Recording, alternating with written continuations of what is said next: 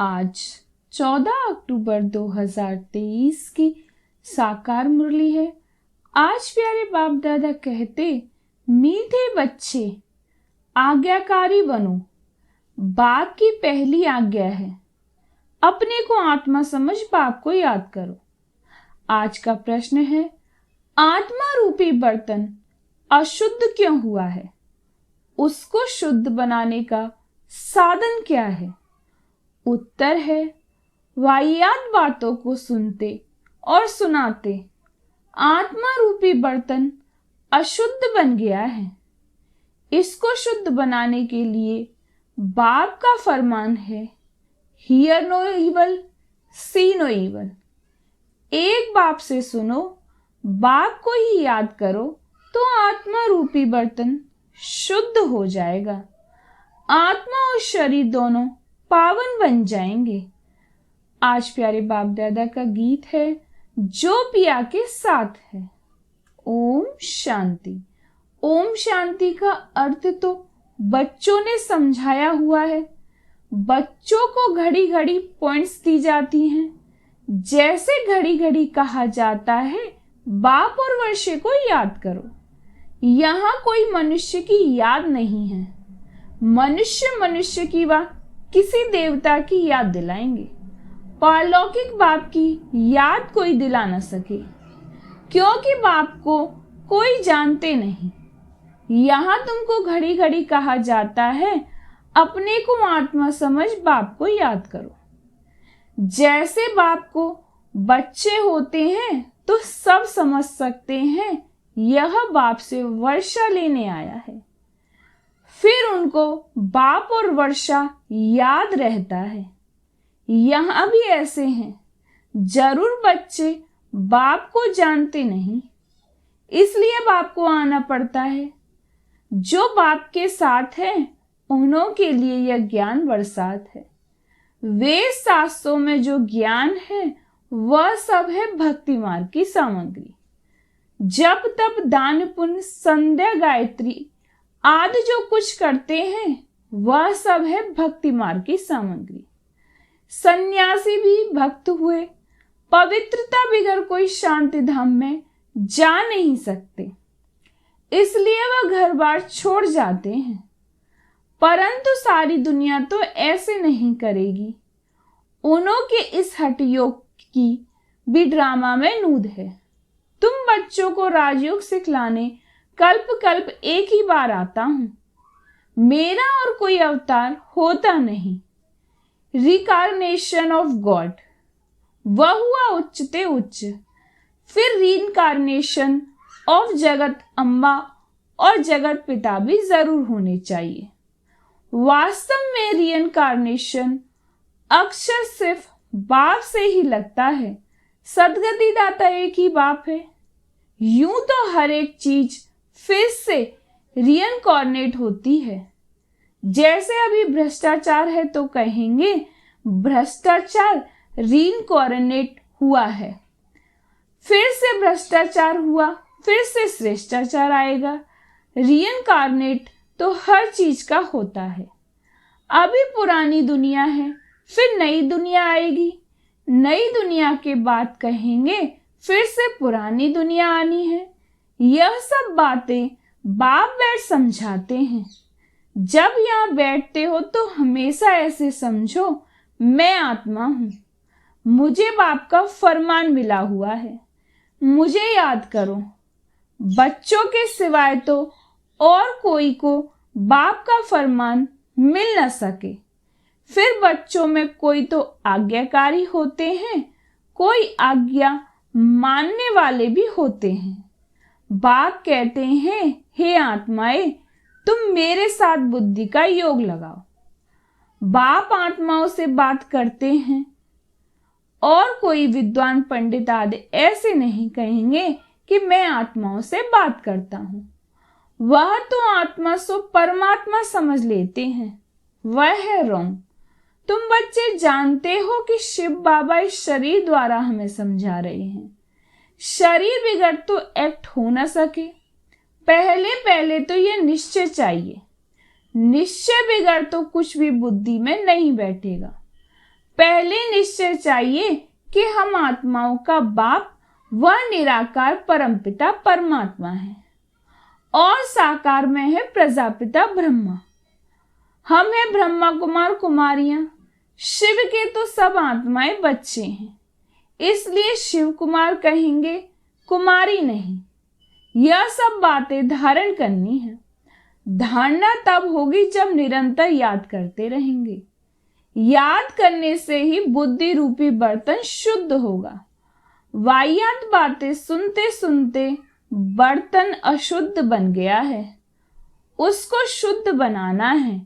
बाप का फरमान है, मुझे याद करो तो तुम्हारी बुद्धि पवित्र होगी। तुम्हारी आत्मा में खाद पड़ गई है, अब पवित्र बनना है। सन्यासी कहते हैं आत्मा निर्लेप है, बाप कहते हैं आत्मा में ही खाद पड़ी है।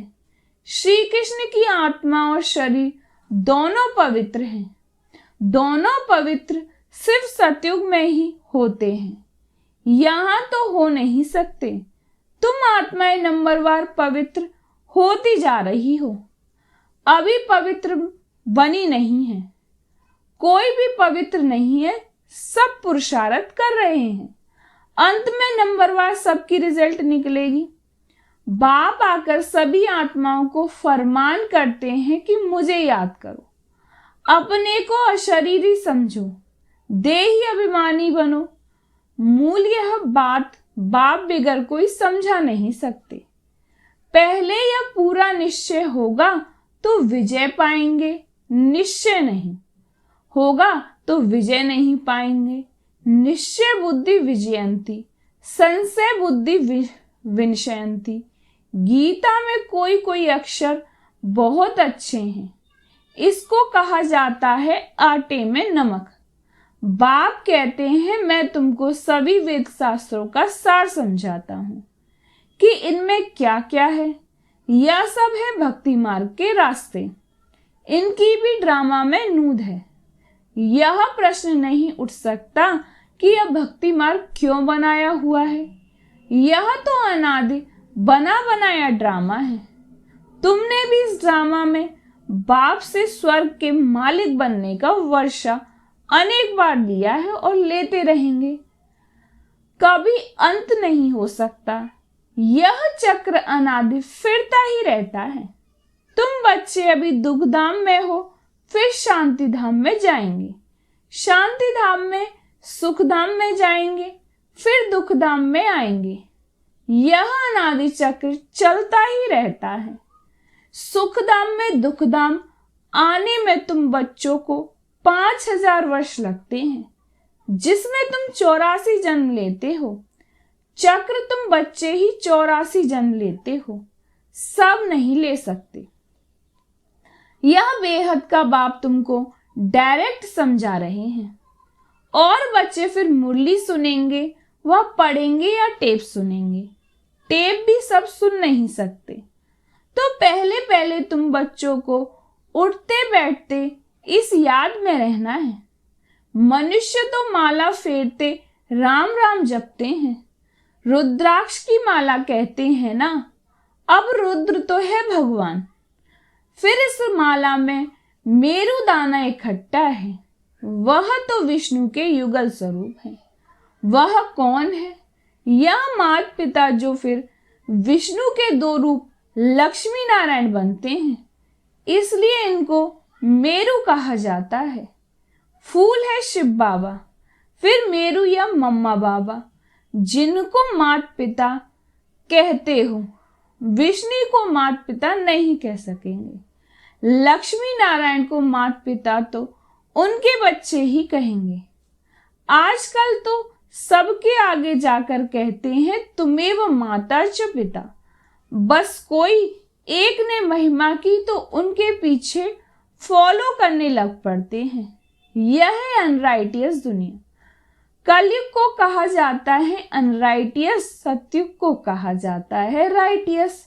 वहां आत्मा और शरीर दोनों पवित्र होते हैं। सतयुग में श्री कृष्ण गोरा है, फिर अंतिम जन्म में उनकी आत्मा सांवरी बनी है। यह ब्रह्मा सरस्वती इस समय सांवरे हैं ना। आत्मा काली बन गई है तो उनका जेवर भी काला बन गया है। सोने में ही खाद पड़ती है, उससे जेवर भी जो बनता है वह खाद वाला। सतयुग में जब देवी देवताओं की गवर्नमेंट है तो यह झूठ खाद होती नहीं। वहां तो सोने के महल होते हैं। भारत सोने की चिड़िया थी, अभी तो मुलम्मा है। ऐसे भारत को फिर से स्वर्ग बाप ही बना सकते हैं। बाप समझाते हैं, श्रीमद् भगवान वाच है ना। श्री कृष्ण तो दैवी गुण वाला है, 2 भुजा 2 टांग वाला है। चित्रों में तो वहां नारायण को, कहां लक्ष्मी को 4 भुजाएं दी हैं। समझते कुछ भी नहीं। ओम अक्षर भी कहते हैं, ओम का अर्थ बताते हैं। ओम माना मैं गॉड, जिधर देखता हूं गॉड ही गॉड है, परंतु यहां तो रॉन्ग है। ओम माना अहम आत्मा। बाप भी कहते हैं अहम आत्मा, परंतु मैं सुप्रीम हूं, इसलिए मुझे परमात्मा कहा जाता है। मैं परम धाम में रहता हूं। उच्चते उच्च भगवान, फिर सूक्ष्म वतन में ब्रह्मा विष्णु शंकर की आत्मा है। फिर नीचे आओ तो यह मनुष्य लोक है, यह दैवी लोक, वह आत्माओं का लोक जिसको मूल वतन कहा जाता है। यह बातें समझने की हैं।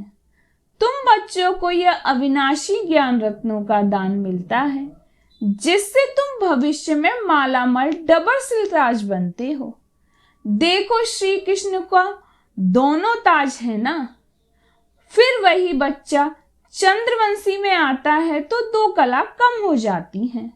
फिर वैश्यवंशी में आएंगे तो 4 कला कम हो जाएंगी। फिर लाइट का ताज उड़ जाएगा, बाकी रतन जड़ित ताज रहेगा। फिर जो अच्छा दान पुण्य करते हैं उनको एक जन्म के लिए रजाई मिलती है। फिर दूसरे जन्म में भी अच्छा दान पुण्य किया तो फिर भी रजाई मिल सकती है। यहां तो तुम 21 जन्मों के लिए रजाई पा सकते हो। मेहनत करनी पड़ती है। तो बाप अपना परिचय देते हैं, कहते हैं आई एम सुप्रीम सोल। इसलिए उनको परमपिता परमात्मा अर्थात परमात्मा कहा जाता है। तुम बच्चे उस सुप्रीम को याद करते हो। तुम हो शालिग्राम, वह है शिव। शिव का बड़ा लिंग और शालिग्राम मिट्टी के बनाते हैं। यह कौन सी आत्माओं का यादगार बनाते हैं, यह भी कोई नहीं जानते। तुम शिव बाबा के बच्चे भारत को स्वर्ग बनाते हो, इसीलिए तुम्हारी पूजा होती है। फिर तुम देवताओं बनते हो, तब भी तुम्हारी पूजा होती है। शिव बाबा के साथ तुम इतनी सर्विस करते हो, इसलिए शालिग्रामों की भी पूजा होती है। जो उत्तम से उत्तम कर्तव्य करते हैं उन्हों की पूजा होती है, और कलयुग में जो अच्छा काम करते हैं उन्हों का यादगार बनाते हैं। कल्प कल्प बाप तुम बच्चों को सारे सृष्टि का राज समझाते हैं, अर्थात तुमको स्वदर्शन चक्रधारी बनाते हैं। स्वदर्शन चक्र विष्णु को नहीं हो सकता, वह तो देवता बन गया। यह ज्ञान सारा तुमको है। फिर लक्ष्मी नारायण बनेंगे तो यह ज्ञान नहीं रहेगा, वहां तो सब सदगति में है। तुम पहले यह ज्ञान अभी ही सुनते हो, फिर रजाई पा लेते हो। स्वर्ग की स्थापना हो गई, फिर ज्ञान की दरकार नहीं रहती। बाप ही आकर अपना और रचना का परिचय देते हैं। सन्यासियों ने माताओं की निंदा की है, परंतु बाप आकर माताओं को उठाते हैं। बाप यह भी समझाते हैं कि यह सन्यासी न होते तो भारत कामचिता पर बैठ एकदम खाक हो जाता। जब देवी देवता वाम मार्ग में गिरते हैं तो उस समय अर्थक्वेक बड़ी जोर से होती है, फिर सब नीचे चला जाता है और खंड आदि तो होते नहीं, भारत ही होता है। इस्लामी आदि तो पीछे आते हैं। तो फिर वह सतयुग की चीजें यहाँ रहती नहीं। तुम जो सोमनाथ का मंदिर देखते हो वह कोई बैकुंठ का नहीं है। यह तो भक्ति मार्ग में बना है, जिसको मोहम्मद गजनवी ने लूटा। बाकी देवताओं के महल आदि सब अर्थक्वेक में गायब हो जाते हैं। ऐसे नहीं कि महल के महल नीचे गए वही फिर ऊपर आ जाएंगे। नहीं, वह तो अंदर ही अंदर टूट फूट सड़ जाते हैं। फिर उसी समय खोदते हैं तो कुछ न कुछ मिलता है। अभी तो कुछ भी नहीं मिलता है। शास्त्रों में यह साफ बातें नहीं है। सदगति दाता है ही बाप। पहले पहले तो यह निश्चय चाहिए। निश्चय में ही माया विघ्न डालती है। कहते हैं भगवान कैसे आएगा? अरे शिव जयंती तो जरूर आए होंगे। बाप ने समझाया है, मैं बेहद के दिन और बेहद की रात के संगम पर आता हूँ। यह कोई नहीं जानते कि किस समय आता हूँ। तुम बच्चे जानते हो, बाप ने ही यह नॉलेज दी है और दिव्य दृष्टि से यह चित्र आदि बनवाए हैं। गीता में भी कल्प वृक्ष का कुछ वर्णन है। बच्चों को कहते हैं हम तुम अभी हैं, कल्प पहले भी थे और फिर कल्प कल्प गिरते रहेंगे। मैं कल्प कल्प तुमको यह ज्ञान दूंगा तो चक्र भी सिद्ध होता है, परंतु तुम्हारे सिवाय कोई समझ न सके। यह सारे षष्ठ चक्र का चित्र है। जरूर कोई ने बनवाया है। बाप भी इस पर, बच्चे भी इस पर समझाते हैं। अच्छा, मीठे मीठे सिकीलदे बच्चों प्रति माता पिता बाप दादा का याद प्यार और गुड मॉर्निंग। रूहानी बाप की रूहानी बच्चों को नमस्ते। हम रूहानी बच्चों की रूहानी बाप दादा को याद प्यार और गुड मॉर्निंग। नमस्ते नमस्ते नमस्ते। शुक्रिया बाबा, शुक्रिया बाबा, शुक्रिया बाबा। आज धारणा के लिए मुख्य सार है। पहली पॉइंट है, हर बात में विजय का आधार निश्चित है, इसलिए निश्चय बुद्धि जरूर बनना है। सदगति दाता बाप में कभी संशय नहीं उठाना है। दूसरी पॉइंट है, बुद्धि को पवित्र व शुद्ध बनाने के लिए अशरीरी बनने का अभ्यास करना है। वाहियात व्यर्थ बातें न सुननी है न सुनानी है। आज प्यारे बाप दादा का वरदान है, बेहद के स्मृति स्वरूप द्वारा हद की बातों को समाप्त करने वाले अनुभवी मूर्त भव। बेहद के स्मृति स्वरूप द्वारा हद की बातों को समाप्त करने वाले अनुभवी मूर्त भव। आप श्रेष्ठ आत्माएं डायरेक्ट बीज और मुख्य दो पत्ते त्रिमूर्ति के साथ समीप संबंध वाले तना हो। इसी ऊंची स्टेज पर स्थित रहो। बेहद के स्मृति स्वरूप बनो तो हद की व्यर्थ बातें समाप्त हो जाएंगी। अपने बेहद के बुजुर्ग पने में आओ तो सदा सर्व अनुभवी मूर्त हो जाएंगे। जो बेहद के पूर्वजपन का एक्यूपेशन है उसको सदा स्मृति में रखो। आप पूर्वजों का काम है अमर ज्योति बनकर अंधकार में भटकती हुई आत्माओं को ठिकाने पर लगाना। आज प्यारे बाप दादा का स्लोगन है, किसी भी बात में मूझने के बजाय मौज का अनुभव करना ही मस्त योगी बनना है। किसी भी बात में मूझने के बजाय मौज का अनुभव करना ही मस्त योगी बनना है। अच्छा, ओम शांति। बाबा तेरी मीठी मुरली की धुन सुन कर के